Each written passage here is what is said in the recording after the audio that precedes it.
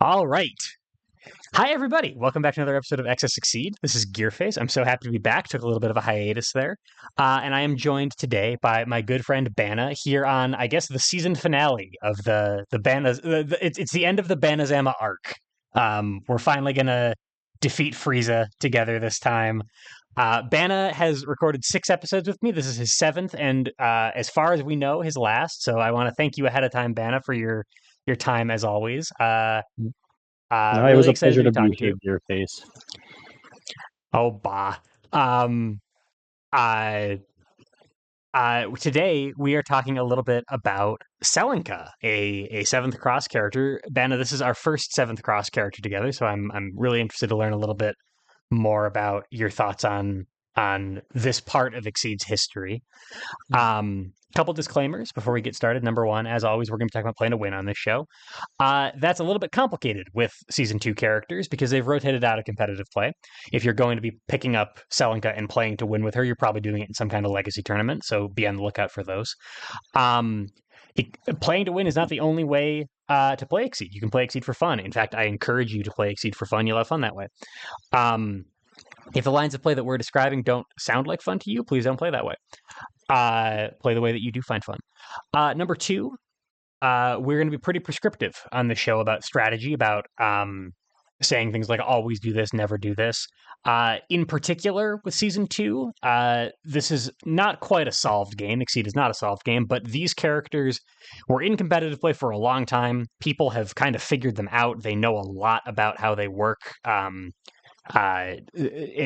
Seventh Cross has a very deep and defined meta. So if you hear us say things like "always do this," "this is always the right play," "never do this," uh, take it with a grain of salt. Even though this is a defined meta, that doesn't mean that we know everything. We can get stuff wrong. We can value things differently than you do. Tell us your thoughts on Celinka and what your line of play is. Develop your own line of play with her. Uh, you know, upset the meta and tell us a little bit about your successes with this character. But yeah, all that said, Bana, please tell me a little bit about Celinka.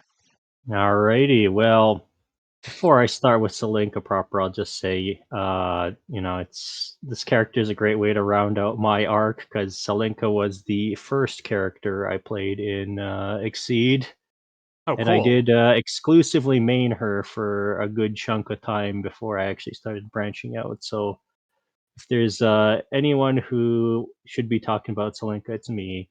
You were also saying, we're going to defeat Frieza together. That's very appropriate because if we look at Celinka's UA here, when you take the prep action, you charge your Spirit Bomb. Oh You my can god.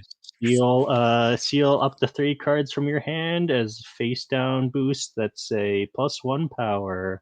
The only difference is instead of using everyone else's life force, you're using your own. So it's not quite the Spirit Bomb, but Okay, it's definitely close some enough, other. right? It's the evil ceiling wave. I hate that I know this.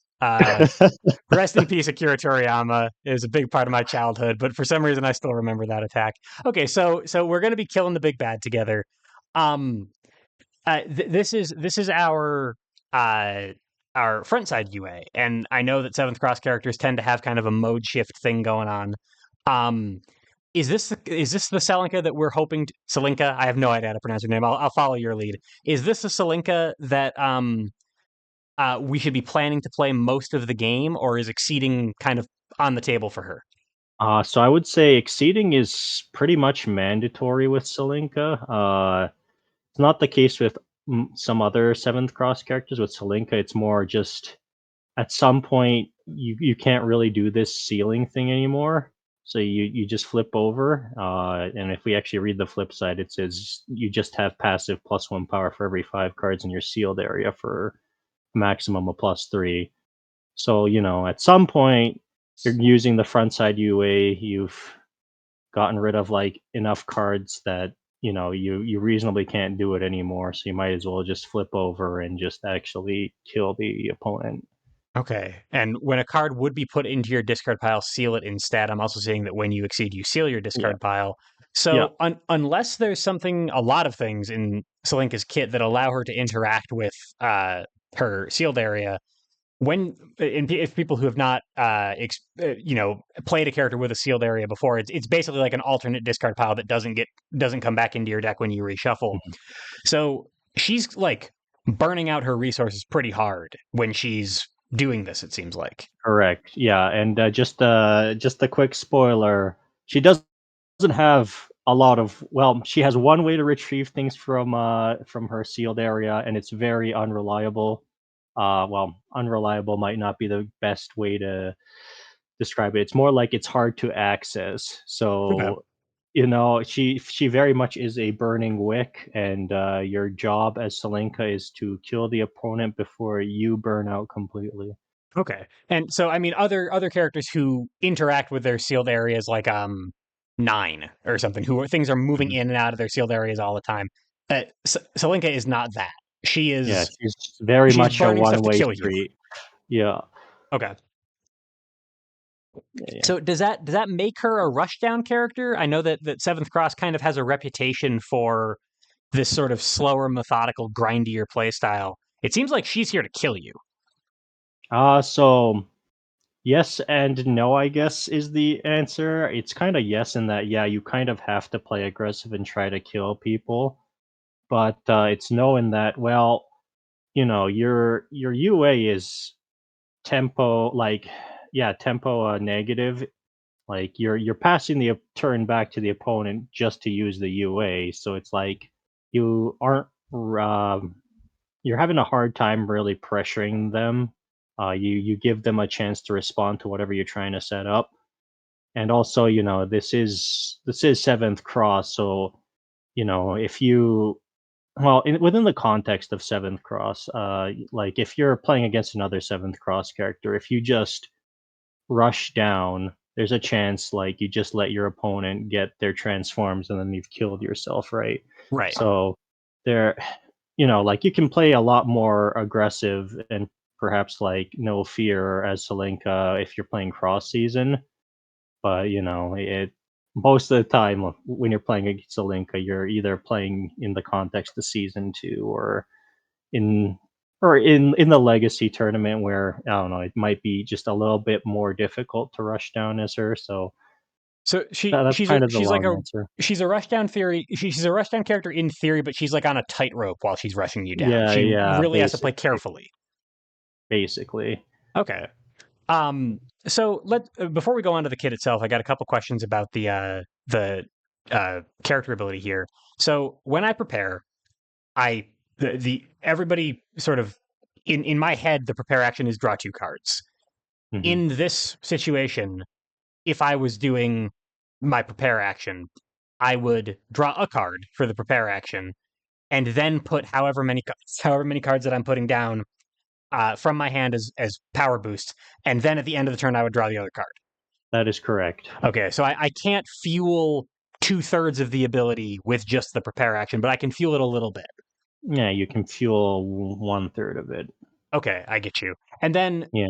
these are being put into play as continuous boosts face down, and then when they're sealed, are they also face down? So once you've sealed them, they're face up. So Okay. yeah, it's another issue with Celinka is you are going to be bleeding information as time goes on, which makes rushing down a little harder. Okay. So it's not like a it's not like Spectre Knight or something Yeah, where no, it's I'm not I'm like putting in Spectre Knight where it's hidden and all options are available so long as you're smart about it. With Celinka, it's like as time goes on, you're burning your options and your opponent knows you're doing that. right, So and they know everything that you've gotten rid of, and they can read that, and you're going through cards pretty fast. So, yeah. in terms of my game plan with this character ability, I mean, the prepare action is something that I'm going to be doing occasionally anyway, just because it's sort of the cost of doing business with characters. But Mhm. is this something that I should be aiming to do? Should I be trying to regularly put down these power boosts? Or is this just kind of like an upside on an action that I'm hoping to do anyway? How should I be evaluating this? It's kind of the the short answer is you do it when it makes sense to do it, I guess. Um, you're gonna need some of that extra power in general, just because we're going to see as a common theme, like Celinka gets bonuses for having boosts in play, so you want that. You'll also have bonuses for having cards sealed, so you kind of need a way to get those in the sealed area as well.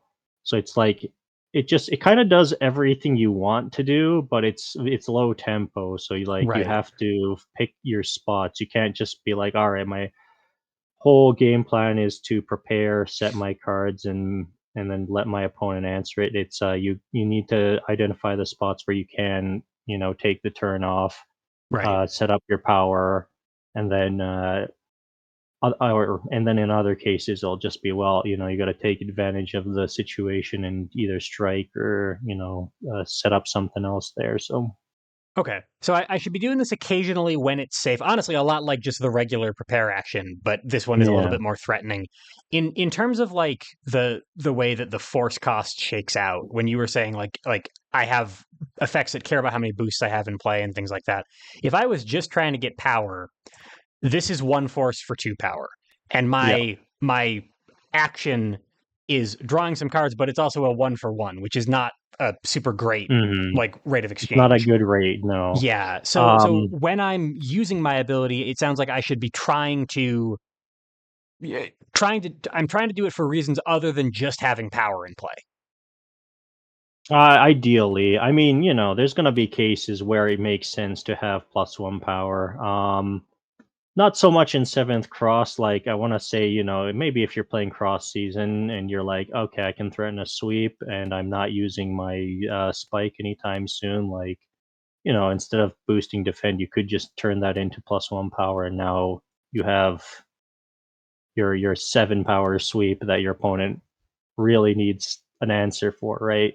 Sure. So you have situations like that where you have utility of, I don't need to have fierce in my hand to threaten high power attacks, Right. but I can sort of do it on demand. But yeah. even in that sort of like best case scenario where I'm putting a little bit of extra power down to hit a break point, in the background, I'm also setting this up. Yeah, I'm setting up a sealed area healthy enough to support my end game.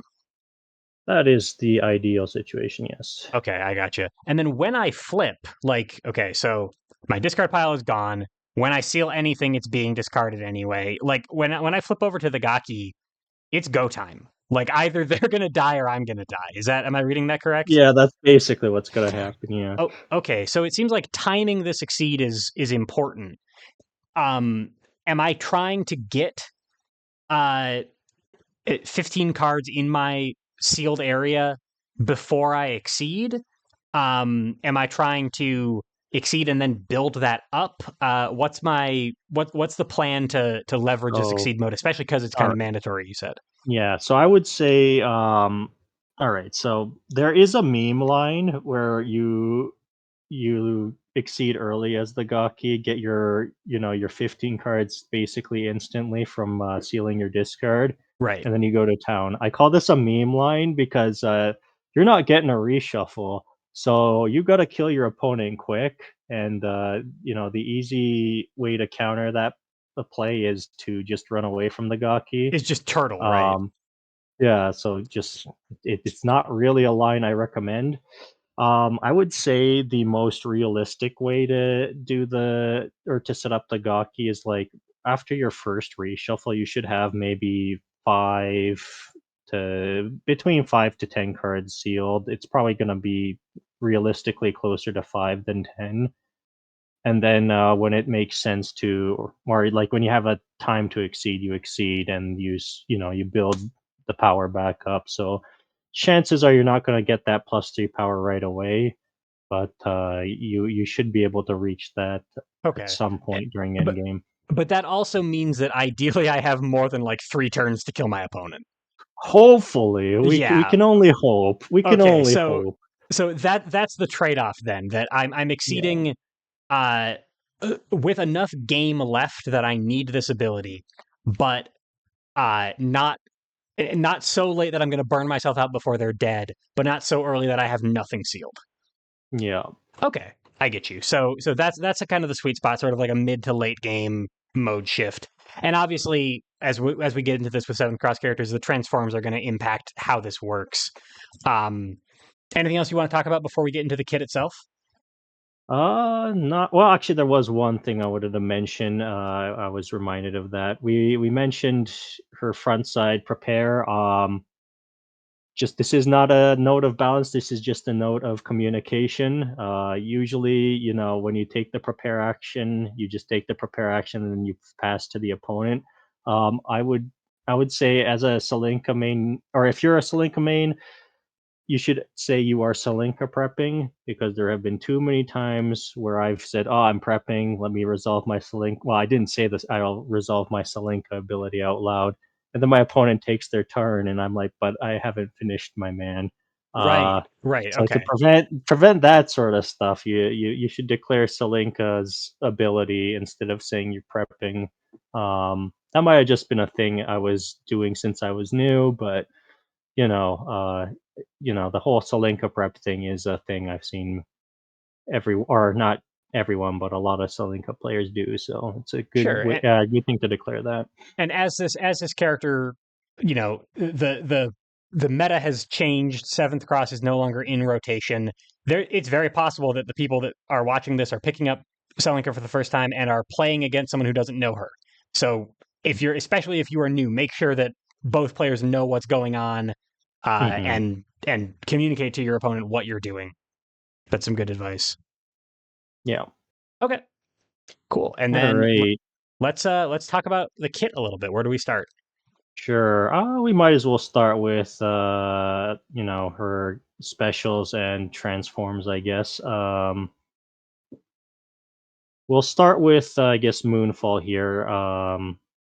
I actually arranged these in order of like what I've which moves have, I guess, trans or the best transforms. So, like, this one has, my opinion, the worst transform, but we'll get to that in a second. Okay. So yeah, we have Moonfall here. We have a fast dive essentially. Um, it isn't a before advance, so it has, the downside of missing at certain ranges. So it's kind of an inflexible fast dive, but on above curve cards and above curve cards, so it's worth noting. It does have that hit effect where you can seal card from hand and you can keep your continuous or sustain your continuous boosts. Doesn't say sustain because this is an old card before We didn't sustain existed, we didn't but invent that word yet. yeah, but that's essentially what it does. Okay. Um, ideally you want to be able to, get the value off of that, but I find, if you're Salenka and you're sitting at range 3 or 4 and you're going, "Hey, let me boost up." You're highly telegraphing that you're gonna moonfall, and your opponent's probably not gonna let you do that, so it's not something you should really count on. Um, but it's text, it exists. Maybe you'll get it, but more Right. often than not, I just find this is turning in a fast dive. But Okay. uh, you know, And it is what it is. I mean, these days in Exceed, I can look at season 7 and see, like half of the characters have a fast dive printed. Back in the Seventh Cross days, was this as common a shape as it is now, or Sure was this wasn't. so this is actually This at the went time, especially, this is like a notable defensive option. It used yeah, I would say it used to be there. I would say like a fast dive wasn't common, but if you're in a legacy tournament, there were also well, the top tier characters especially had things that were just better than fast dive. So, when I you're mean, facing off th- against like you're in a legacy tournament, you're facing off against the top tier, like you can't even count on Moonfall. So it's kind of unfortunate it's like actually. this is a sick defensive option until you look at like what an eye does, or what whatever like janky speed 6 or speed 7 Yeah, you're projectile some of these facing off characters had. against Ulrich, you're facing off against, I don't know, like, a bunch of people that have, like, speed 6 options at, like, absurd ranges, and Right. it's kind of unfortunate, but So I'm in matchups where it matters. Hey, here's an above curve range 4 option. Otherwise, it's a fast dive. I'll use it the way I use a dive. I use it to get out of the corner yeah. sometimes. I'll use it to to move in when I want to move in. And this hit effect is, as you said, it's going to be a bonus because my opponent's not going to let me get it for free. Okay. Exactly. Let's see. We might as well move on to the transform. So like this, Moonfall is like reasonable to hit, I would say, just because it is an above curve move. Um, though sometimes you're out of position, and so like hitting with it can or is kind of difficult. That is the problem with it. Luckily, I would say it has its probably the worst transform on Celinka's kit. Uh, you know, Devour my own tail at the end of the strike. If you hit with an attack, you may seal it. If you do, draw two, discard one. If this were on someone else, like if say we were playing draft and you drafted this card with Noel, Noel would appreciate this a lot because you're not building Gauge anymore, but you get to replace the card you struck with another card. So like you get to keep strike momentum going, and you get to pick which or pick the card from the top two, right? So it's good selection. It keeps tempo going. The problem with Celinka is this churns through like the deck a lot faster, which is not something she really needs. Right. And also, you're going to need at least a handful of gauge. You might need like 2 to 3 gauge just to help close out the game as Celinka. You can't really afford to just throw away your gauge. You're gonna need it. Okay. So So would I rather be gauging this card, or am I putting it in my transform area more to make my exceed mode more affordable and I might use it occasionally? I like it depends. So if you had your other two transforms already, in your transform area, you could very much put this in gauge instead. I mean, there's like I said, this character wants to exceed, and it's kind of mandatory. And her exceed cost is 5, so putting this card in gauge or transforming it's kind of equivalent because it's probably going to pay for that last bit of the transform, or Right. not the transform, the exceed The mode. exceed, right, sure. But I think gauge is probably more flexible because yeah, you can either pay to exceed, or you could You pivot throw to an an ultra, you can ultra. change cards with it, right. Yeah, you can't do Yeah. any of that with transform. Okay. Yeah, so it's like, if it's the first thing I hit, it's like, well, there's no guarantee I'll hit with the other one, so I will transform it for the exceed discount. Right. But, But you're you not know, particularly excited about this ability. It's not going to enter into your plans super hard even if you do have it, it seems like. yeah, usually, if we're playing more cross season, then this might change. But I found in the context of season two, it's just not where you want to be. So Okay. I also noticed that both the transform and the hit effect on this card allow you to seal a card when you hit with it or when you use the devour my own tail. yeah. So uh, Celinka has the ability to just seal cards natively as part of her character ability prepare action. She also can do it with this. So like as we go through the kit, does she have a lot of ways in general to just put cards into her sealed area so that I don't really need to rely on my character ability that much to do it? Or is that I going to would be most of say where my or most of where my ceiling is going to be coming from? I would say most of it's going to be coming from your character, but there are a few other tools that will help you uh, seal stuff more, I guess, readily. Okay. But I wouldn't say we really want to think of Moonfall as a tool for sealing things because Right. you got to hit. You hit to seal, but that's more like the cost for keeping your boosts in play. You're usually not just going to, or if you can't get any good value, you're not sealing for no reason. There's a common theme with Celinka is going to be you need every resource. Okay. You So can't she's just on a real afford tight to budget. throw it out. Yeah. Okay. Okay. All right. So that's Moonfall. Yep. I also noticed like I've had a couple of seventh cross lessons at this point, and one sort of common theme that comes up is that uh, a lot of characters, the point of playing these attacks is to get their transforms in play. It like Hmm. the example that I always remember is like Joffrey's Inquisition has ignore armor. I don't think anyone's ever looked at Inquisition and been like, "Oh, thank God, an ignore armor effect." Or my opponent has never been like, "Oh no, an ignore armor effect." What they're afraid of is compulsive purification, right? Yeah. So with Celinka, maybe this is a bad example of one because it as you said is not the best transform of all time. But should I be looking at these cards more as like delivery methods for my transforms, or are they like real legitimate attacks in their own right that I want to play? All right. So you know what? I'll give you the spoiler. Celinka has, Celinka is what I would consider low tier in season two and Okay. possibly all of Exceed, and that's because you look at her attacks and you go, okay, they're okay. They're they're not like great attacks on their own. And then I look at or maybe they'll be a good delivery for the transformation. And then you look at the transformations and you go, oh, these are kind of underwhelming. Okay, so Uh the answer is neither, basically. yeah, Okay, so they're basically. serviceable attacks with serviceable transforms.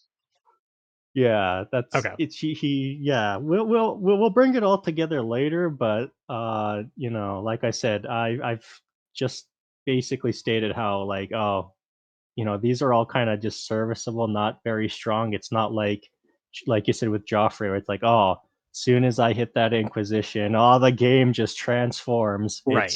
We're not playing uh Granddaddy's Exceed anymore. We're playing something different, and Right. I don't have Celinka anything in my doesn't kit. have that dynamic. I don't have anything in my kit like that one insane Jeanette transformer or compulsive purification. I'm just playing with like some slight upside.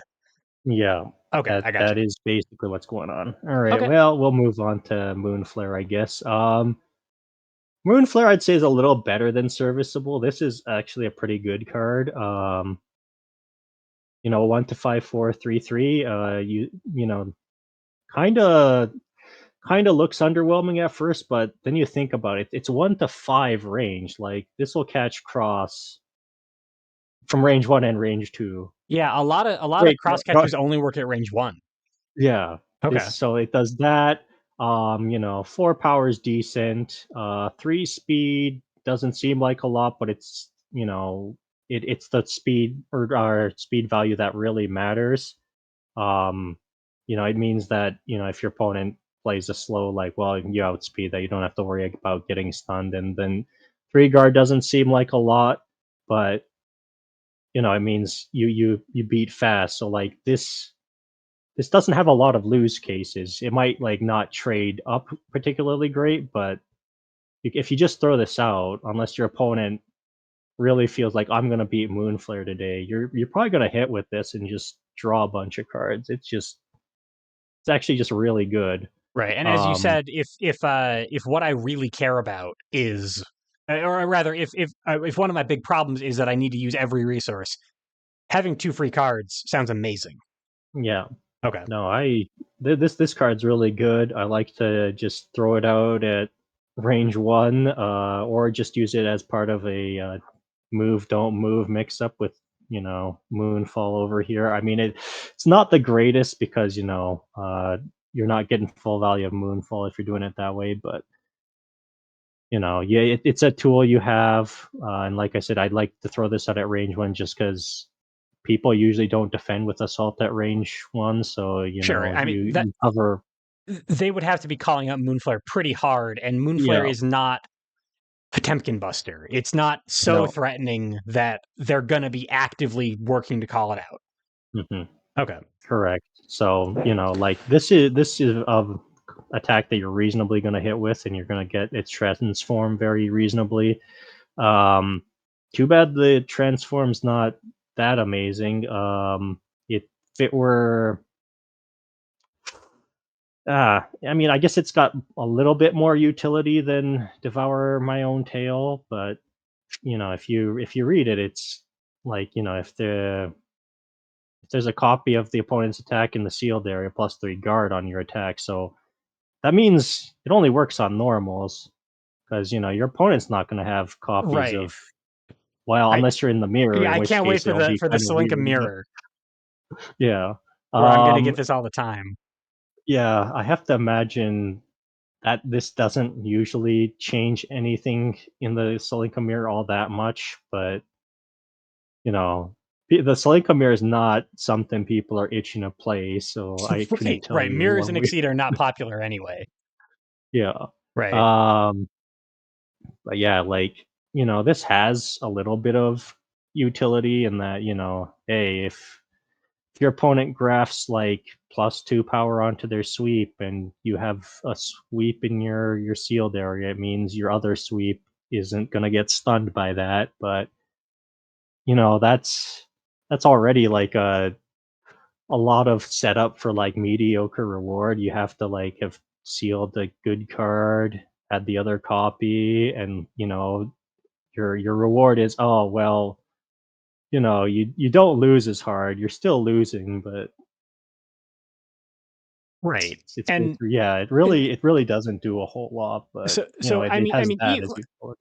sometimes it'll come up and that's cool. But if I have this in play, I'm not like finally. And now, if I just get these two cards in my sealed area, I'll be able to hit with assault with +3 guard or something. Like Yeah, yeah. it's a nice It's to have. It'll come up occasionally. I'll be happy when I see it when it matters. But I'm not playing 4D chess in order to get this no, transforms benefit. it's It's not not it's really not that worth central to my it. plan. Yeah, it's not part of your plan, and usually it's not even worth it. It just, you'll occasionally find situations where you go, "Oh, this came up."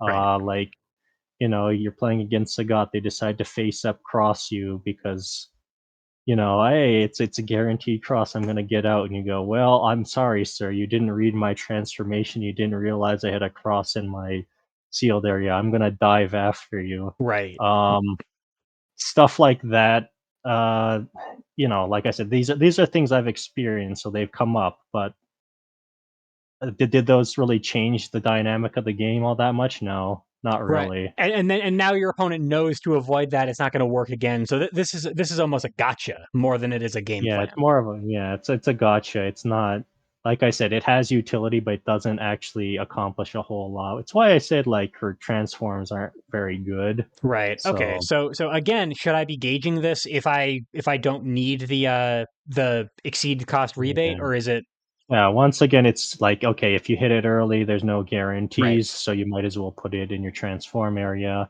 And then later on, when you go, oh, I've got what I need, yeah, you might as well just gauge it at that point. Okay.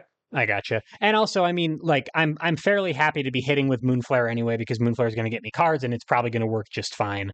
So it's Yeah. not the transform is not the reason I'm playing it, but I don't really need too Mhm. much of a reason to play it because I'm probably going to be playing Yep. Moonflare anyway. Yep. Okay, I get you. All And right. then how Okay. about Swift Exorcism? All right. Here we go. Swift Exorcism. This one actually has a good transform on it. I say good, but that's in the context of Celinka. Okay, I would say it's more reasonable. But we'll talk about the attack first. So, we've got our sort of grasp like 1 to 2 7 for hit push 2. And if you have a continuous boost in play, you get to move 1 and gain advantage. So if you set this up correctly, you can beat things like sweep, becomes a super kick in a way. But, right, you know, um, the problem with Swift Exorcism is, as I said, it has probably your best transform on it. Actually, no, it's not probably. It is your best transform on it. People will try to deny you that, which means if you're trying to set up the Swift Exorcism and you go, okay, I played a boost, I'm gonna beat their sweep, it's gonna be great. They're probably just gonna go, we'll just initiate with grasp or something, right, and then you're sad because you can't defend with this. Um, so that's like the issue with Swift Exorcism, but yeah, it has utility. Like I've always wanted to get full value off Swift Exorcism. It just feels like there's never time to do that. So usually it's gonna just turn into like a worse grasp like most of the time, okay. which isn't like terrible, but if you lose the trade with Swift Exorcism, it feels like infinitely worse than losing the trade with Grasp. But at least you got your transformation. So since I was gassing that up, let's see, or let's read it. It reads, if you have a copy of your attack in your sealed area or transformation area, you get +1 power, +1 armor. Um, so that means if you properly set things up, like, okay, you just have better attacks, better normals than everyone else. It's all right. It makes you trade a lot better. Um, the problem with it is, if I want to make my sweep really good, it means I need to throw away one of my sweeps. So you only get so many bites out of good to the last bite, pun totally intentional. But you kind of do want it. It does mean, like, yeah, now you're threatening a bit more.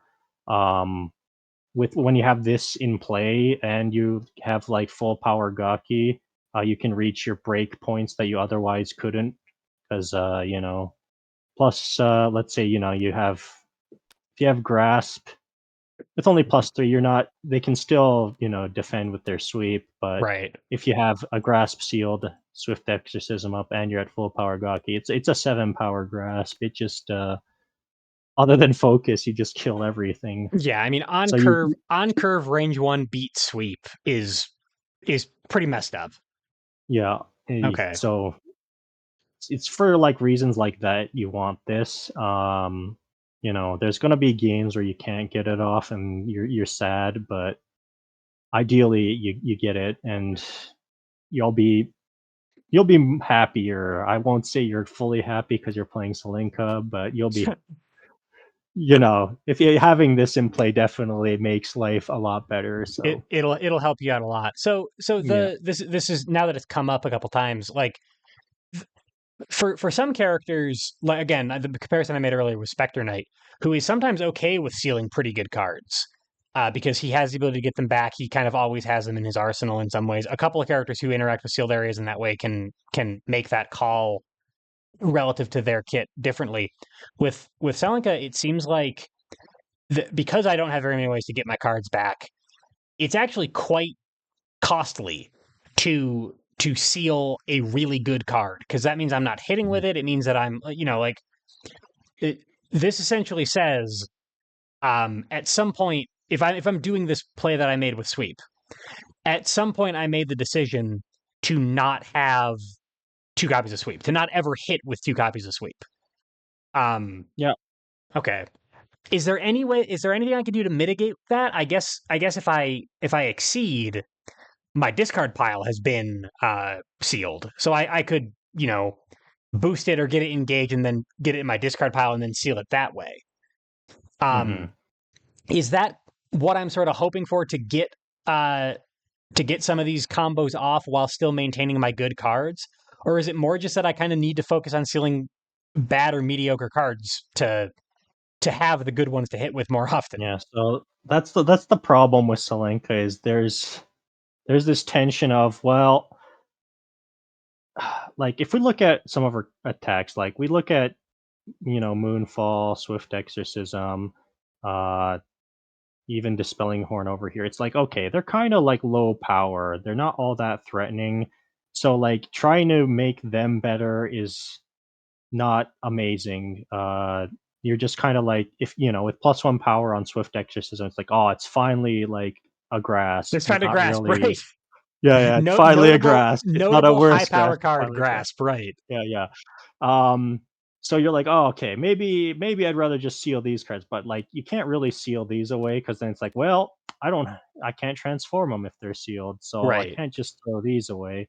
Um, and then you go, okay, so since I'm kind of boxed into keeping these things around, like, can I seal these things? And the answer is maybe, but once we go over these, you'll see, like, oh, these aren't exactly great to seal either, which means, like, okay, well, can we look at our normals? And you go, but the normals benefit from all my stuff a lot better than my Right. specials. And So also now I don't want to seal those. some of these So might it's be like, better. Some of these might be better than what's in my kit. All right, so finding out what to seal is going to be tough, but I've got to do yeah, something. I've got to seal things to yeah, make it's Celinka work at mandatory that all. you steal something, Right. but you're not gonna be happy about any of it, and it's gonna be an idea of like, well, okay, what are like the worst things I can seal? Like, what is the long term plan? Like, maybe sure, I don't want to necessarily seal my sweep, but maybe I'm suspecting my opponent has a reading in hand, in which case, well, rather than get red, I might as well just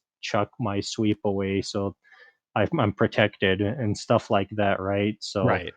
there's it's going to be, and what was it? Also, deck order is random, so even if you go, oh well, I'd rather keep my focus around, maybe you don't really have a choice. You kind of have to have it in play as your face down boost in order to facilitate other things. So Right. So it's the the cost of not advancing my game state at all might be worse than the cost of sealing a focus or sealing a yeah, high value card in general. I need to be doing something to correct. get towards my end game.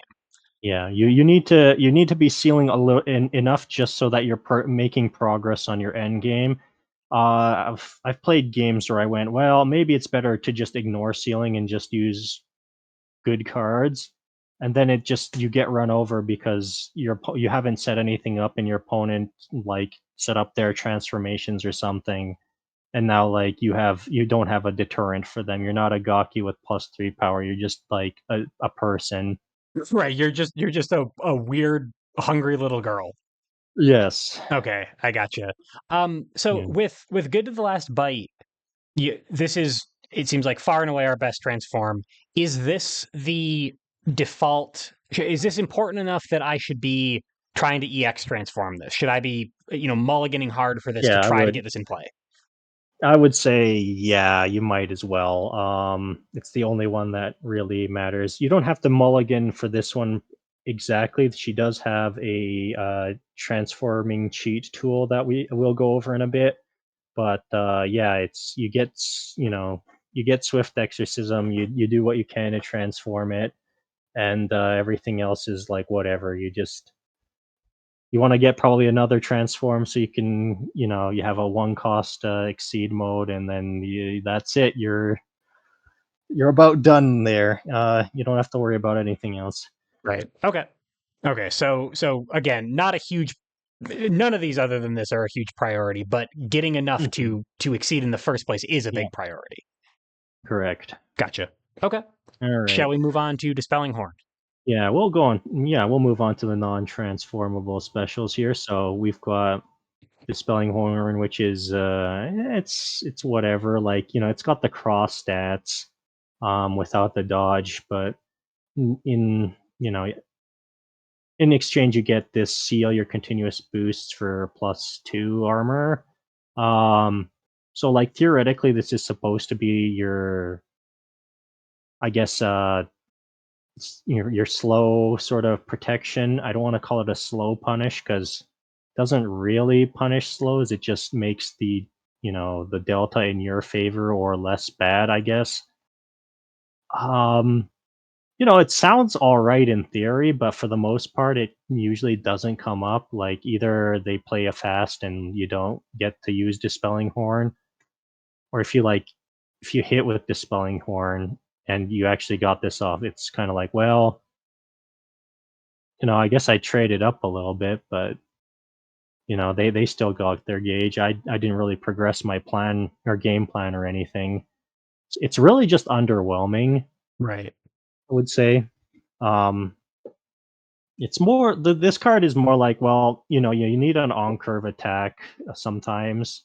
And as was it because Celinka is kind of power based and we want speed to confirm our power, that's kind of more like the use case for this. Like once you become the Gaki, this becomes a lot better.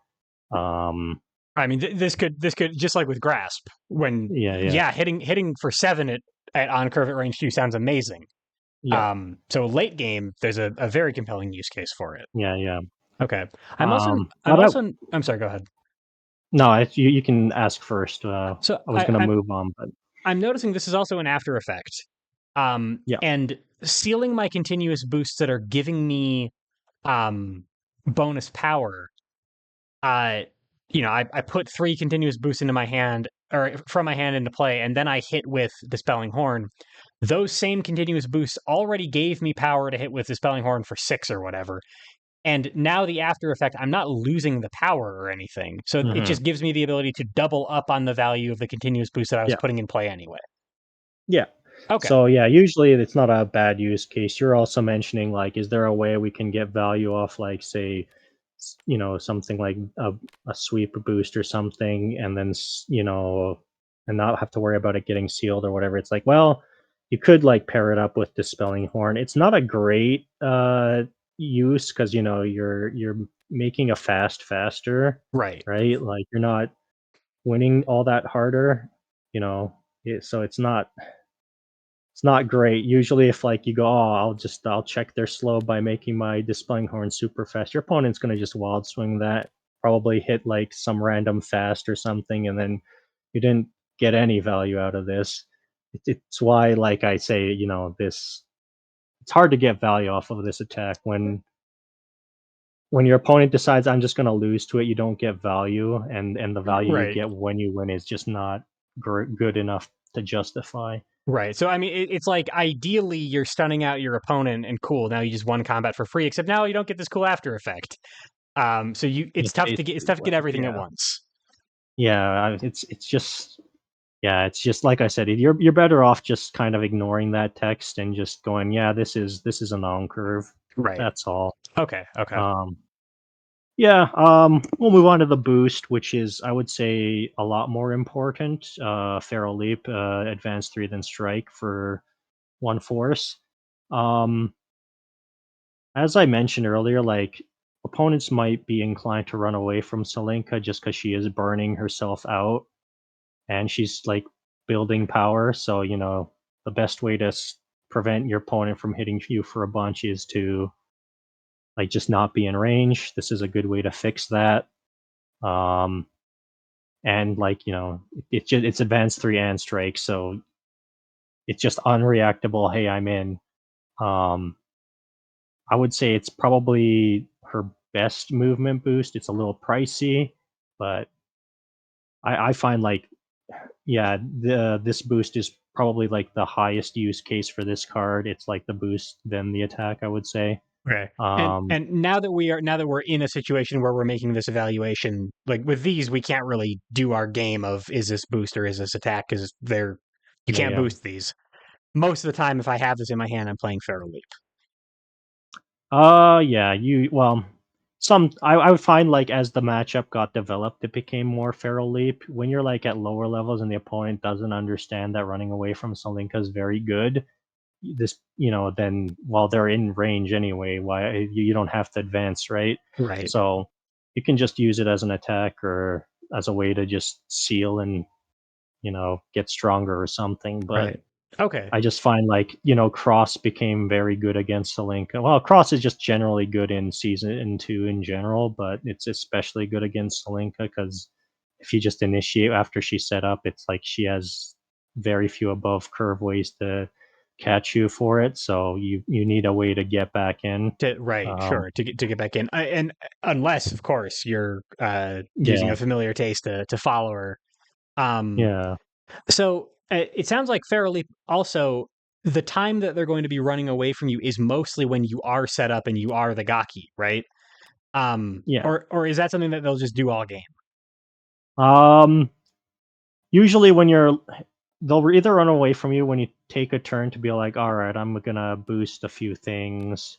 Well, like let's say these were face down or whatever, and they Right. go, well, I'm not gonna let you get value off of that. I'll just I'll just leave. escape in some way, or or yeah, just change the situation. Or yeah, like if you're the gawky, like it does turn into a case of some people go, well, there's a chance I die if I swing into you, so I'll just try to run away and let you burn yourself out. And when you're the gawky, like I said, the most reasonable case is you start with like 5 in sealed, so you know chances are you're in your reshuffle, you have a smaller deck than the opponent. they might go for the deck out pressure, and that is a real threat for Celinka. So, Right. having a way to, high tempo chase down and just hit the opponent is really necessary. Okay, so it's not something that I'm guaranteed to need to use late game. I could need to use it quite a bit earlier on, but when I'm flipped, the pressure is on me to kill my opponent. They're Mhm. content to sit back and wait. So the use case will present itself more readily to use Feral Elite, probably when I'm transformed. Yeah, like usually I find I'm using this a lot when I've become the Gaki. Okay. It's I find like, yeah, in most Celinka games I have to use this boost at some point. Yeah, that's all there is to it. You'll probably end up using it. That's Okay. all there is. Makes Yep. sense. All How right. about I guess Wishing Ward? Wishing Ward. Okay, here's a broken card. Yeah, this is This sweep. it's better than sweep. It's an Wow. 8 power sweep. If this were in any other season, it'd be freaking bonkers. It's still Yeah. actually really bonkers. I've found the power budget, I guess. Yeah, it's and you know what? You seal 3 and then you draw that many, so like you are, you know, feeding your engine while you do it. This card is freaking amazing. And it's also up to 3. So, if you go, "Oh, yeah, my opponent played sweep," or I don't know, they just had like some 5 guard move or something. You don't have to seal everything. You can just pick and choose, depending on the situation. So, if you have a card you want to hold on to, you don't have to seal it. Yeah, no, this is another reason people will be crossing out against Celinka a lot, is because they don't want to get hit by Wishing Ward. All right, so natural Yeah, mix up here between Moonflare and Wishing Ward, just because they're really pressured to cross out. I'll be able to catch the cross yeah. occasionally. Well, I mean, I Um, guess the real one is more like Swift at range one. It's going to be Swift Exorcism and Wishing Ward oh, because to you to want to catch get the cross, right? you catch cross and you get your transform online, right? So, I mean, yeah, if you don't have Swift Exorcism, you can use that as well. Right. But yeah, Okay. no, there are some games where the opponent doesn't understand you have Wishing Ward and they just run into it twice, and you're like, oh, I guess I don't have to exceed at all. You're just like half dead already. Yeah, But like, hitting for 8 on a special is already awesome. That all sounds yeah, great. But yeah, I'm also getting progress towards my late game, but the progress refunds itself uh by drawing me cards that I wanted anyway. That's actually yeah, like that's everything I want. yeah. It's Okay. no, this move's broken, and the only reason it's not like talked about more often is because it's on Celinka, who's low tier. So Right, who's not quite good enough to really make waves in tournament or something. Okay, so yeah, this yeah. this is my game plan is going to involve hitting with this as much as possible. Most likely. So it's you're in. Unfortunately, you're also in season 2, where like playing a slow means your opponent might just you're giving the opponent the opportunity to get a transform off for free, and that's kind of a bummer. So like just mashing this all the time is not amazing. Right. But if you're in cross season, like, yeah, you might as well just mash this all the time. Like, what's a Street Fighter character gonna do it if they're not set up? If you have uh continuous power boost in play from your character ability and you play Wishing Ward on top of it, like you can hit for double digits with this Yeah, if yeah. things go your My way. my highest was well, I could have gone 11, but I didn't see the need to. I think the highest I hit was 10. And it was like I had a few power boosts in play, and I sealed like 2 from the hit effect of this, and that was like to beat. It was like some like 9 guard thing or something. I don't remember how they got to 9 guard, but yeah, no, you can reach really high numbers, and it's fantastic. All right, so I should be very excited to play this card. Does that mean that Endless Hunger, the boost, is something that I'm going to struggle to play because of how good Yeah, Wishing Ward I is? usually struggle to play this. It's not like there's no situations where you won't play it. I've seen people like, I'm not the type of person who plays it, but there are times when I've seen other players go, "Oh, I'm at like this card and one other card in hand. Let me just refresh my hand and then strike or something. But I don't Oh, know. I just find you'd rather just try to keep your hand size relatively, not high, but you don't want to go too low, and you might as well just hit with Wishing Ward and just right. dig through your deck. So my question here is kind of academic because it seems like the real answer is why are you doing this when you could do this? Yeah, But that is. but if I was playing Endless Hunger, a lot of times when you have like this shape happens sometimes. Like I think who has a card like this where you discard your hand or seal your hand or something Mhm. and draw a bunch of cards and strike. The one force cost special boost like that. That's a Yeah, common enough thing that I'm yeah. thinking of a couple, but most of them the the use case for it is when you have basically two cards in hand or maybe one card this Mhm. card in hand and then something to pay with. But sealing my hand might be something that I might want as Celinka because it would progress my game plan. Yeah. But I mean, so you were saying like it might be something you want to do, but you know, sealing your whole hand is kind of a great cost. It might have options in there that you want to keep around, right? It's the all or nothing nature that's really holding this back. At least with okay, everything else, it's kind of like you can pick and choose what you want to throw away, and you can manage it. Whereas if it's your whole hand, it's like, well, what if you have transforms you need to get online? What if you have normals or key normals in the matchup that are stuck in your hand and you can't afford to throw them away? right. Um, that's the real problem with this boost here is. Okay. So even like pretending it isn't on Wishing Ward for a second, pretending it's on a Mhm. much worse card, I would play Endless Hunger when I'm at a low hand size to refuel my hand, not to seal 7 cards or 5 cards, whatever, not to seal a whole Yeah, bunch of yeah, cards and then keep tempo. That's not really what I want to use it for. yeah. That's not. Yeah, you don't want to use it as a big mulligan. Like that's an inefficient use of your resources. As I mentioned earlier, you need to account for every card because you can't afford to throw things away willy-nilly, and this is a type of card that will create situations like that where you're being inefficient with your, I guess, I don't want to call it force expenditure because it's not really force expenditure, but it's kind of the same idea, Yeah, right? similar idea, right? I get you. Yeah. So conveniently, we have good news for you. You don't have to worry about that because you can just play Wishing Ward. Yeah, yeah. Okay. There's also another reason why you don't want to play that all that often. You also have the boost on this Ultra for Purifying Roar, which is just draw four. True. It's lower tempo than Wishing Ward because you do pass, but it's if you're looking to refill your hand at low hand size, like you can just play this.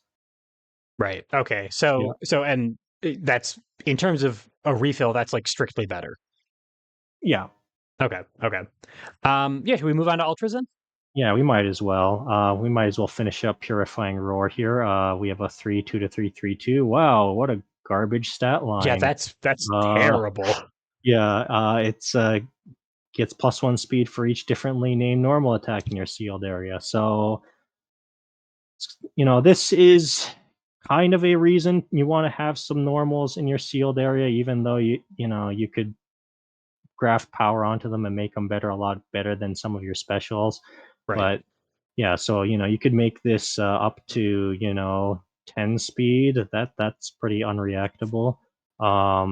And then once you're the Gaki, like this is meant to be played when you're the Gaki, when you're like, oh, this is now actually a 2 to 3 6, probably like 2 to 3 6 7 if we want to be realistic. But it could be a 2 to 3 7 10. It can reach those kinds of Yeah. numbers. That's those are too many numbers that you just said. I'm just gonna say a Yeah, yeah, 7-10 at any range is yeah, too high. yeah. But so like the reason you probably won't be playing this all that often is because it is 3 gauge.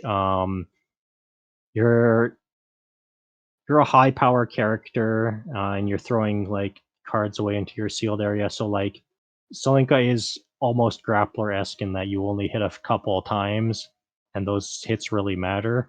Um, so like So you don't really get to 3 gauge all that often.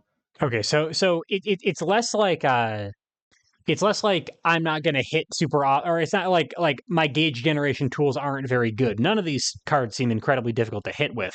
It's just that the game is not going to last long enough for me to Yeah, consistently have a lot of gauge to play with. yeah, that is correct. Okay. Um, Relative to the boost, so on a character who can't who can't draw a lot of cards and who needs every card that they can afford, drawing 5 because one more for end of turn. Hmm. That's seems like a no brainer. So basically, just every time I need a hand reload, do I just do Fortune's Roar Yeah, and not worry about yeah, Purifying Roar? yeah. Most of the time, I find this is either Fortune's Roar or Force. One of those two. It's usually not Purifying Roar. Okay, Um, it's just because that it gets hard to get the three. Like sometimes you'll end up in game states where you might be able to play it, but it's not something you can count right. on too much. And either way, it's after I've flipped. It's a late game concern. I'm Yeah, going to yeah, need a hand reload at some point in the early game. So if like they're both at the bottom of my deck, cool. In the late yeah, game, I flip and I kill them with it. But other times, I'm just going to use Fortune's Roar. most of the time it's just gonna be that. Okay, and it seems like Yeah. so. This has a little bit of card draw on it, but it's more like card recycling. Mm. Uh, and then this We has got card some draw. So cards. really, my card Yeah, draw is Moonflare and Fortune's Roar. yeah, mostly. Okay, Yeah, I guess we might as well move on to the next ultra. It's a more realistic thing to hit. We've got Moon Ritual Dance. It's 1 to 2 7. Kind of an underwhelming DP shape for a two yeah, for two gauge ultra. gauge, that's But actually once, sort of like slightly low power even for just a regular old special yeah, DP. yeah, it's actually like really, yeah, it's just a really bad DP. But once again, we got to think about in the context of you're playing this as the Gaki, and it'll be a two or one to It's two gonna hit for five 5 or 6. seven. Yeah, Yeah, either 5 or 6. You're usually the problem with this is it doesn't really hit the breakpoints you want even at full power, but you just need an above curve attack to just confirm your power in the late game, which right. is what this is used for. Um, and here's your actual recursion. Like if you hit with this, you get a normal or special back from your sealed area to your hand. Um, you can't really count on this for recursion. This is more like you've become the Gaki, you hit with this to confirm some power, and you get back a card that might help you on the follow up. Right. That's kind of just the canonical use case of this. Not much else I can say about that. I guess we'll move on to the boost. Pray to memory. You may seal this into other cards from your hand. If you do, transform a card from your hand. So if you're not in range or like you're in a situation where it's hard to hit with these, you can just go, oh well, I don't need to EX transform or dig for the EX transform. I can just seal a bunch of cards and then I got a free transform. And it's if I'm gonna be spending anything, it's probably gonna be It's for Good and usually Less that, Played or yeah. nothing, right? Yeah, it's either that or well, I mean, it sometimes maybe you do the other two just because you're in a situation where you go, well, I don't want to risk my opponent counterattacking and getting their transform or something. I'll just safely get a 2 gauge discount on my Right, and exceed that's what mode or you'd be something. using it for in that case. Okay, Yeah, sure. This is also in terms of hand size, this is really expensive. This is yeah, a it's 2 force very card expensive. and then 2 more force, 2 more Yeah, cards, and then a transformed card from hand. So this takes 5 cards. yeah, yeah. Wow. It is very expensive. In the context of season two, like this is good just because getting a non or a no risk way to get a transformation in a play is very good. But yeah, like you do this once and it's like, oh man, my hand size is really low. I really hope I have this in Have hand this to this fill it card up in with there it. too. Yeah, That was my 6th card in my hand or something. yeah, yeah, yeah. Uh, when we say it's expensive, we should also like it's expensive if you were discarding these cards. You are sealing them, which is good. Hmm. Like you are that's better than discarding, but it's still expensive. Like in the short Yeah, term, you are still feeling that resource loss, even if it is fueling your end game. yeah. Okay. That is correct. And, it's the worst part about this is probably that it seals itself. So like when you use this, it means you have one less copy that you can use for the Ultra and End game, because this is the most realistic Ultra you'll be playing. But just to getting a no risk way to get a transformation is good. So you will probably like play one of these, and then that's it. You play it once, and that you're done. You're done with this boost forever. Right, You'll have and to use maybe all the your other other use one in cases. the late game you'll hit with Moon Ritual Dance to Yeah, confirm some power. yeah, Okay, so that's the kit. That's the specials and ultras. That's the transforms. That's the boosts.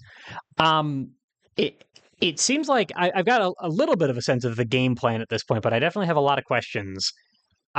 Before we get to the shape of the game plan, really quick about the normals. We've talked a little bit about how it's difficult to seal them. You want to hit with them, having boosting and then sustaining a boost, but now you can't seal them. Oh no, I've sealed my good card. Oh, we've talked about all that stuff.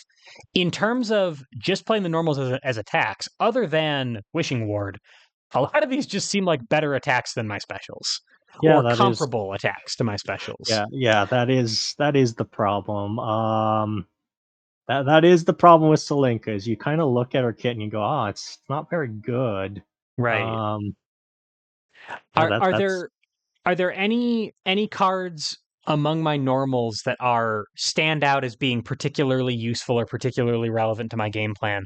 Or it's is it basically just like I use my normals like any other character would and their boosts like any other character would, except I uh, do some weird sealing stuff sometimes with them when I have to. yeah, it's kind of just you use your weird ceiling things when you have to, but otherwise, like, you kind of, there is a use case for every single normal. Like, your grasp is just like, if you can power it up, it's just really good. Cross is just really good in season 2 in general, so you feel kind of bad throwing that out. Right. Um, No, I mean you like kind of, all of these can just have +3 yeah. power on them sometimes. Yeah, Like yeah, exactly. And that's it's like, good. if you have +3 power, like, okay, well, when I want to finish off the game, I kind of want a way to ignore armor, which means I want to back that up with an assault. Reading is just really good in season 2 in general. It's Right. just like, oh, there's a use case for all of these. Why am I throwing them away? But I have to, otherwise I can't use the full Right. potential of my character. So on the one hand, I got good cards. I can use the good cards. I can boost with them. They'll all be useful to me. That's a great problem to have. On the other hand, I need to be sealing things, and that's actually very frustrating and very Yeah, difficult for yeah, me to it manage. I'm sure going to be is. making tough Yeah, decisions. yeah. Okay, okay. But no like standout like some characters will always use light and never play sweep or something like that. But Selenka is using every part of her kit when she has to. Basically, yeah. Okay, I get you. All right, so that's all the cards then. Um, in terms of economy, I know this is super complicated because some of the stuff is sealing and some of it's discarding and stuff. Mhm. She doesn't have a lot of card draw, and she needs to be sealing. Uh, are there any cards that you are maybe not comfortable with, but is there like a triage? Is there a list of cards that you are more likely to seal than others, or is it really just totally situation dependent? It's really situation dependent. It really, the only card, like, I would say I'm really comfortable sealing is the second copy of that. Like, I want a draw 4. I don't need 2 draw 4s usually, so, like, the second copy can go away. But at the same time, this is like 2 force I can use for more efficient movement if need be. So it's just throwing that away is like, oh, it's force inefficient. But Right, like, that's the only card that's like, well, if I'm missing this, I probably won't be too sad about it. Like, Wishing Ward, if I throw that away, I'm sad. Dispelling Horn, like, okay, maybe I don't want the attack, but I know I'm gonna need the boost at some point, so I can't just like be like, I don't need this. Let's throw that away. right, Um, like I said, with these, you want like some amount of transforms in play, so throwing them away is a little hard.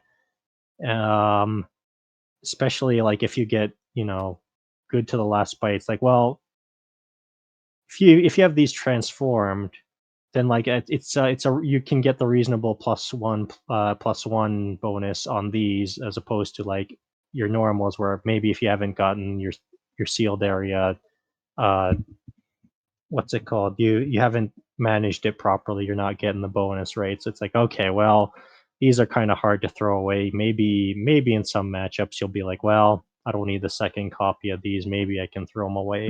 I could But just pitch him, sure. So, so uh, having talked about some other characters with like I talked to Taxi about Minato, for example, yeah, who has a very different idea of sealing cards. He seals cards like crazy, and he gets his engine online really yeah, fast. yeah. The ideal Minato line, according to Taxi at least, is like if you got one of everything in your sealed area and one of everything ready to play, you're good to go, and you can just kill somebody with that. With Celinka, she's got some effects like that where like if you have a copy of this in your sealed area, you get some kind of bonus.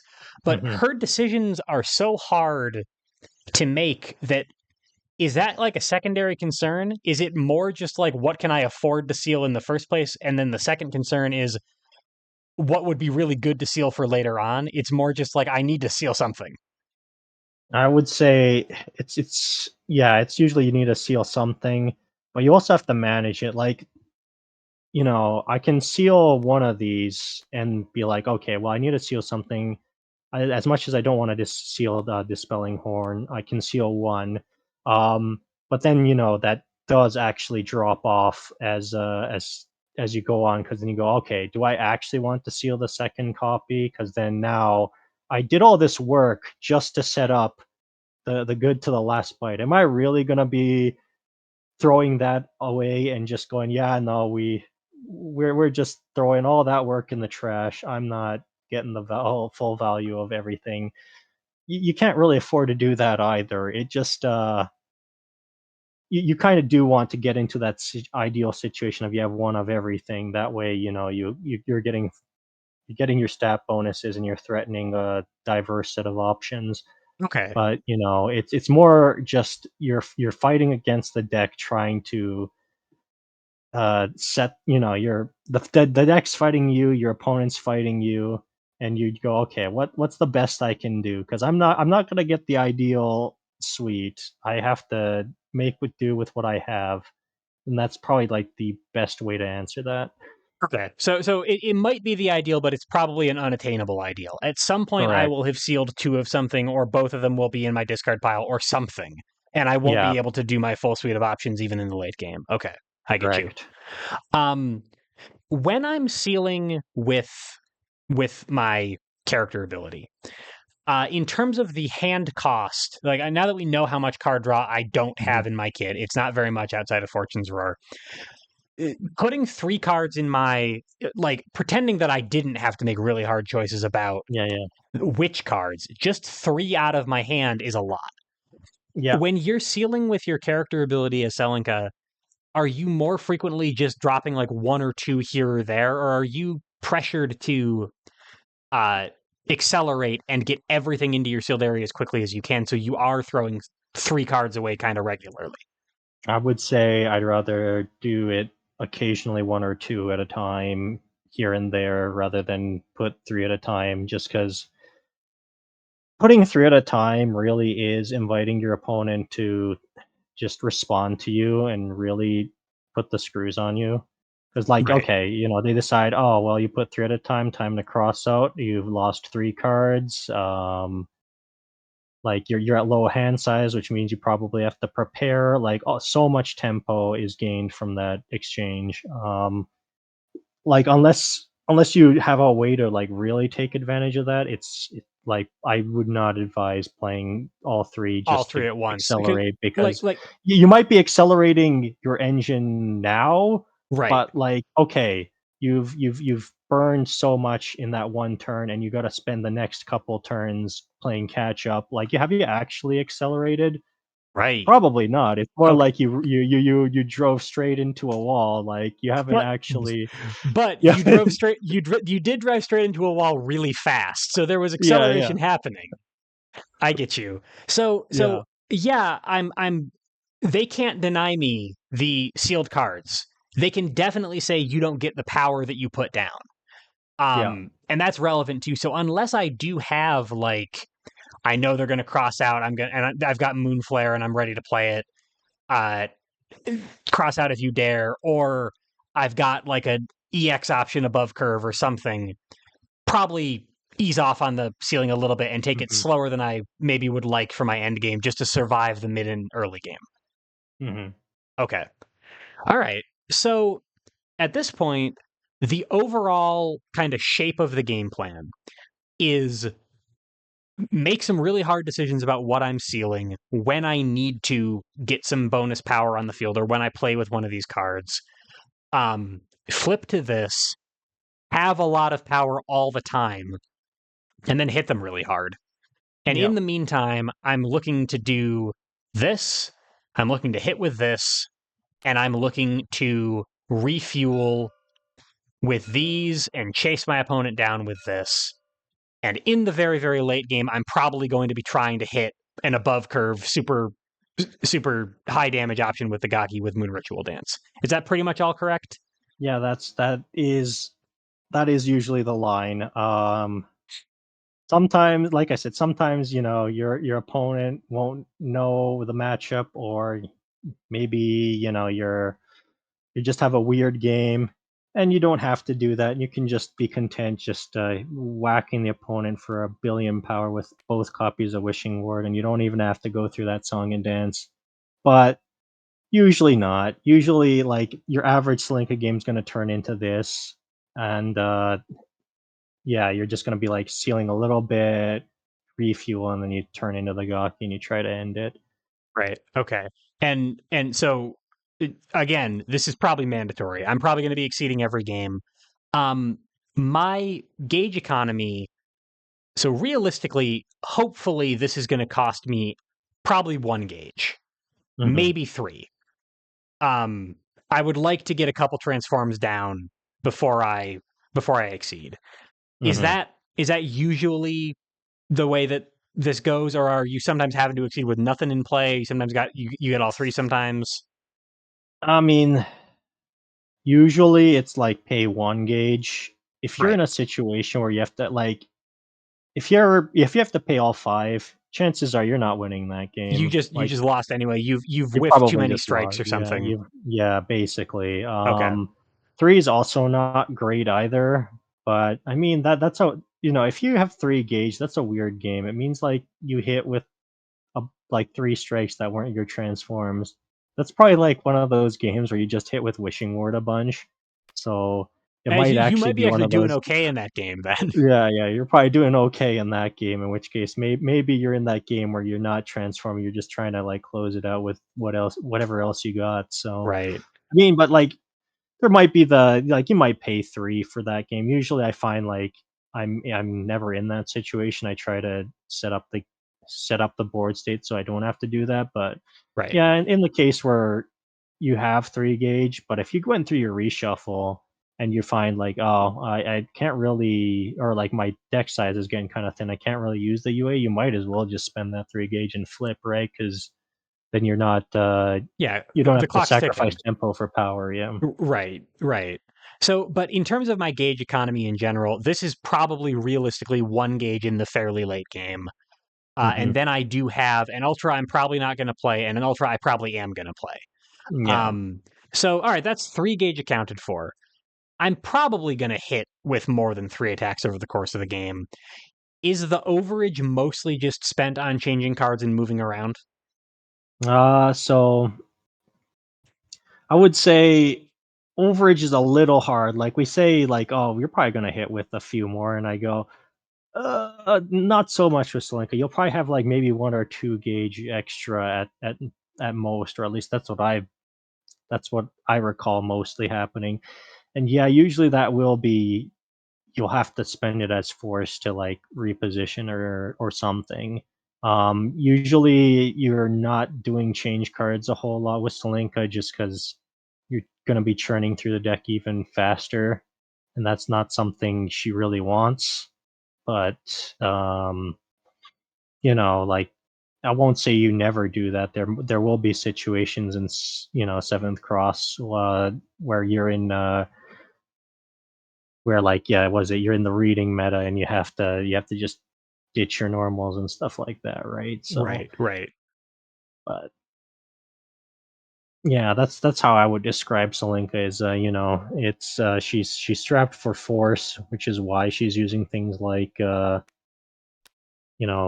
boost to Like move Feral Leap around to as move in, yeah, right? Sure. as opposed to like using pitching cards from hand to try to walk the opponent down because that's the tension with Celinka is if you're pitching cards as forced to do basic actions, that's cards you're not sealing for your power. That's cards that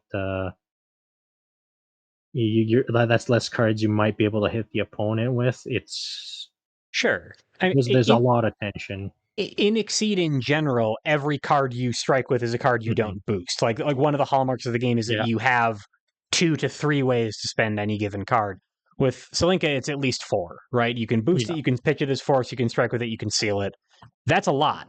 And you are denying yourself a lot of opportunities by using any of the by deciding yeah, anything, basically. yeah, Okay, so she's decision paralysis of the character.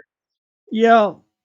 Okay, Yeah, okay. she's not And only decision paralysis the character, but it feels like a common theme with Celinka is her kit's like fighting itself in that, like I said, if you kind of want cards say, hey, you need to seal like a variety of options, but by sealing like a lot of things, it means you're cutting yourself off from half your options. right. If you want to like boost your specials, well, they've been kind of balanced in such a way that they're kind of like mediocre. So like giving them power makes them more functional than they are, I guess Overwhelming. overwhelming. Yeah. Exceptions notwithstanding. And then, but if you want to go, okay, well, in that case, we'll ignore the specials and focus on normals. It's like, well, now you're getting further away from your end game. Um, yeah, like e everything's fighting itself. That Right. there's Right. a conflict everywhere. Right. And I mean the reward for managing all this stuff is that you have access to effectively constant +3 to +4 power. Yeah. That's crazy. Like that's a very, very, very scary end game Mhm. state. So if I can manage all of this and stave off my opponent fighting, which is a tall order because my opponent's going to be doing their own thing, I can close out games. I am a functional, viable character to play with. You mained Celinka for a long time and you saw success with her. It's just hard to manage all that stuff.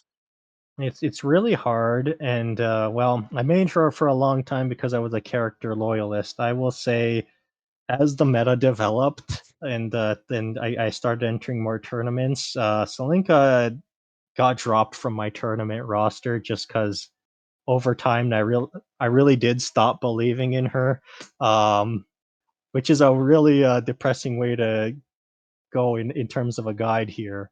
But yeah, as mentioned earlier, I really do think she is a low tier character, Yep. just because when we look at this, like her kit is defined by a lot of faults. Like I said, like yeah, sure, you're overwhelmingly strong when you're the Gaki, but you only have so much time as the Gaki. So it's really like you gotta just close it out right there. What's happening before you're the Gaki? You have a bunch of like things that are well before you're the Gaki. Like yeah, your transforms are mediocre. You're not like any other season 2 character where if you get like one key transformation, Now it's the like game's it changed. changes the dynamic of the game Right. completely. You're Again, you not don't like, have compulsive purification. you don't have compulsive, you don't have like, what was it, Zolt's, I get plus speed so I can confirm my future transformations Right. easier. You don't have a way to turn your attacks into EXs. Like, your most, I guess, impactful transformation is +1 power and +1 armor sometimes. Sometimes. Right. Sometimes, like, not all the time, sometimes. Like, in late game, yeah, sure, it'll probably be all the time, but before that, it's only sometimes. And it's not even like you can guarantee this. Sometimes you'll just have to sit tight with these two and then just go, Right. okay, well, I'm not hitting the +4, so I'm not hitting the full break point, but I'll have +3 power. Um, yeah, like Celinka's very much just like, okay, she's working towards this end game, and she's working towards it. Her power's not really accelerating up all that quickly. It just kind of just she just floors it right at the very end. Okay. But when So you when I flip, now I'm fully a rushdown character, but until then I really do have to play incredibly carefully. yeah, especially into, like I said, in the context of season 2, where if you're not careful, your opponent gets their engine first, and then you have Right. Now the no game's real probably way over. to. Yeah, Right. Okay. Okay. Um all right. So there is always going to be that like brinksmanship of trying to get your stuff before and deny your opponent their stuff. It's just that their stuff might be a little bit better than yours. yeah, their stuff's gonna be a little bit better, probably like a little easier to manage because Joffrey doesn't have to think, oh man, this ignore armor move, it sure would be a waste to throw that away. No, he doesn't care. Right. He'll He EX doesn't transform care. that every day. Yeah. Right. I get you. Okay. Any other strategic considerations about Celinka, or should we go into counterplay really quick? Um, I guess, when we talk about strategic considerations and counterplay, like they kind of come into the same thing. Yeah. Um, like, so another reason why I call Celinka low tier is, as we mentioned, she's burning the candle. Celinka is one of the few characters in Exceed that I think has a real loss condition as opposed to like not achieving a win condition. Mm, A lot of other characters, it's, oh well, I didn't exactly get to do what I wanted to do, but I can still kind of play the game. Celinka here is like, well, if I'm not doing what I want to do, like I said, her specials aren't all that amazing, so it's like hard to just go, oh, we'll just play fundamentals exceed, and try to win that way, because then it's like, okay, you just kind of have a bunch of low power tools minus wishing ward, and then you have like ultras that are basically just blank, right? If you right. don't set those up, they're Yeah. just horrible. You're not Um, excited at all to hit with a 2-3-3-2. yeah, yeah, That's exactly. not a real card. So like, okay, so now you're being funneled into it, because you're sealing it means your deck size is smaller. Right. Um,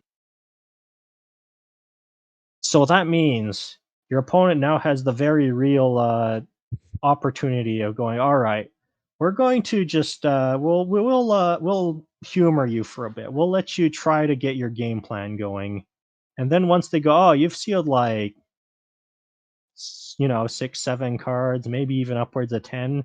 All right, all we're gonna do is kite you for the rest of the game. Um, you like, I'm not going to maybe engage with you. You'll have to come to me. You'll have to spend your force to just move around, and that means you have less options to deal with me, and less, just like, I'm just gonna make it impossible for you to kill me Right. in time. So You're when just gonna deck out and lose. you were talking about sort of the synergy between counterplay and strategic considerations, I can see what you mean because now that you're saying this, wow, Feral Leap seems important. like Yeah, yeah, if that is what my opponent is going to do to me, and you always do this on lessons where the counterplay, you always talk about a non-compliant opponent. The counterplay is baked into the lesson. The reason that you play Selenka the way you do is because the opponent is going to be counterplaying you and the stuff that you'd like to be doing. yeah, It doesn't matter how much you want to hit with the spelling horn. You need to not be kited around. yeah.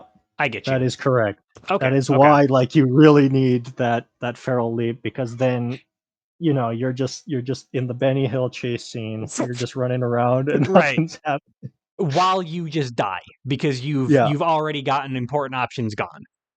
yeah, Okay, so they're going to kite you. They're going to look at your options. You're going to bleed information, and they're going to make sure that you are uh uh they're going to make sure that you can't hit with your most threatening remaining stuff by just playing around it. yeah. Okay. And that's pretty much the counterplay. To just stay And away from her and look at what she's dropped because she's going to be I dropping would stuff. say, yeah, that is basically the lamest way to counterplay Celinka.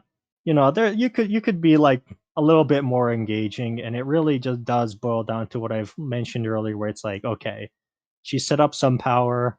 It's time to like deny her that resource. Just deny her the powers that she's like trying to set up, and you can also just try to deny transformations. Like if you parry Swift Exorcism, that tends to be pretty good. Right. Um, I mean, this is just seventh cross, right? Like it's you just parrying transformations in general is pretty good. Right. The Um, mulligan meta of season two is mhm, a lot of digital ink has been spilled about this. yeah, Do you throw your transforms away when you're going second? All of that stuff. It sounds like with Selinka, her transforms are so unremarkable that it might not be that big a deal compared to other characters. But if they yeah, can deny you a transform, they will. yeah. They might as well like deny you Swift Exorcism just so that you can't reach your full potential. Um, you know, uh, there's really not much else I can say other than, yeah, like another way, I guess it's not really counterplay. It's more like if you can set up your um game plan, especially in the context of seventh cross, like you're probably just going to be better than Celinka, just because all these other transformations are crazy and that they give like action compression or give you overwhelming like ability to control the game, Right. whereas Celinka's just like the unga bunga me punch hard kind of character. That's her reward. So just controlling the pace really does hurt Celinka. It's why like if you she fights into a control character like Amina or control Eugenia, it's suffering. Right. So she's got one game plan, and if the opponent won't let her have that game plan, she doesn't have much else. And they've got a game plan too, and it's probably just better than hers. Yeah. Okay, so Yeah, that is run their offense, run their game plan, get their stuff online. Okay. yeah. All right, so Yeah. that's how you beat Selinka. That's how you play as her. Anything else you wanted to mention? I got one more question for you. Oh, what is your question? All right, so I actually I forgot to I apologize. Peek behind the curtain here, folks. I forgot to clear this question with Bana, so I'm springing it on you now. So Oh, if you could theory craft for a second here with me, imagine that Selinka just got time warped and has debuted as a weird refugee from Seventh Cross in Modern Exceed with Under Night and Guilty Gear characters running around. What is her does her playstyle change? Does her place in the meta change, or is she still kind of the same old Selinka? I just feel like she would do a little bit better in maybe Under Night environment. Maybe not so much Guilty Gear environment, just because Guilty Gear characters have so much action compression, they can probably just deny Celinka whatever she wants to do.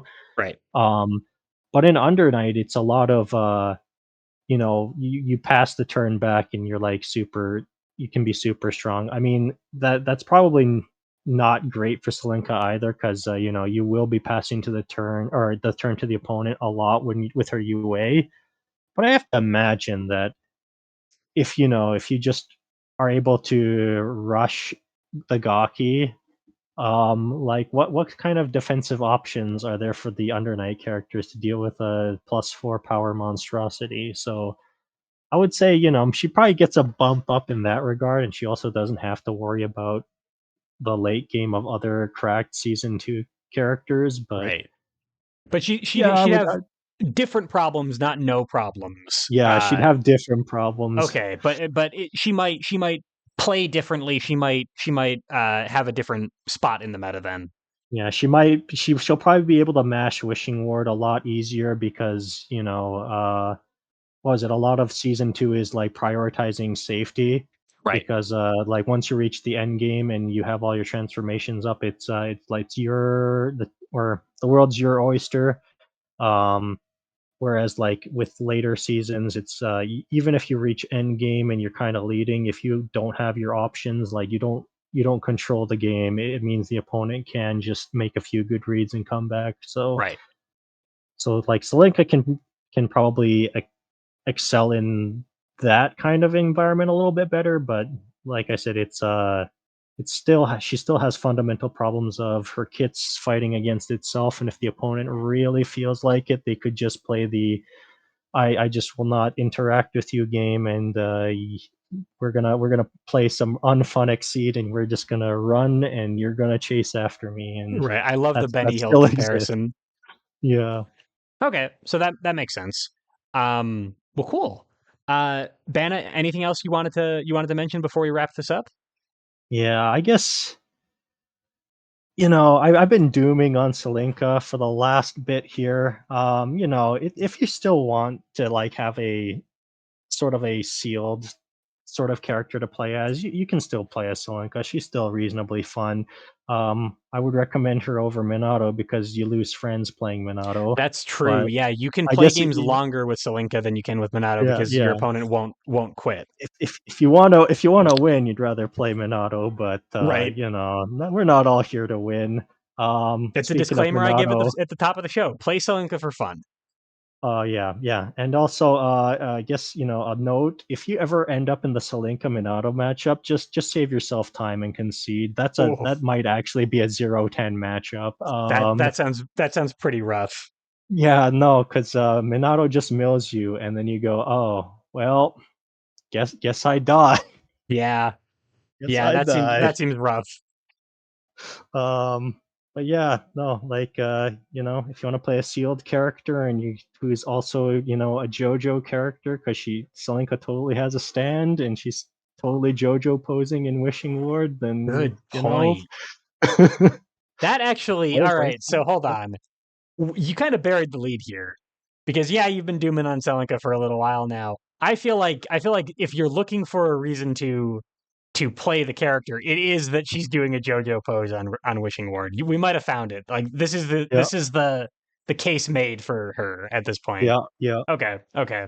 So yeah, go out and give her a try. She seems like a lot of fun, even if she's not the strongest character in the game. Uh, there is clearly enough is there um to allow a player like Bana to main her for a very long time and still have fond enough memories of her to be willing to come on my show and talk about her for an hour and a half with me. Um, so hopefully, folks watching this can find something to like about Selenka. Um, Bana, thank you so much for your time and your expertise as always. I always have a blast talking to you on here. Oh no, it's always great being on these and just talking about characters I like, and I'm sad it's over. Yeah. Bana and I were joking before the show started that we were going to do like a flashback. It's like there's like hazy memories with like a pink border of he and I talking about Hazama and Kai and Jin and Ragna and Noel and Hakumen and those guys. And now we wrap it up with Selenka. Um, so this is number 7 for you, Bana, and I will release you from your service. But it really has been a blast talking to you. Thank you so much. Yeah, no, And it was great. yeah, it's a really good time talking to you. And if I ever, should I ever do another uh, ill-advised hackneyed project, I will definitely contact you. But I'm looking forward to that. Folks at Yeah, yeah, home, hope you enjoyed yourself. I hope you learned something too. Uh, I please go play Selenka. She seems like a cool character. I will see you all for the next one. Goodbye, folks.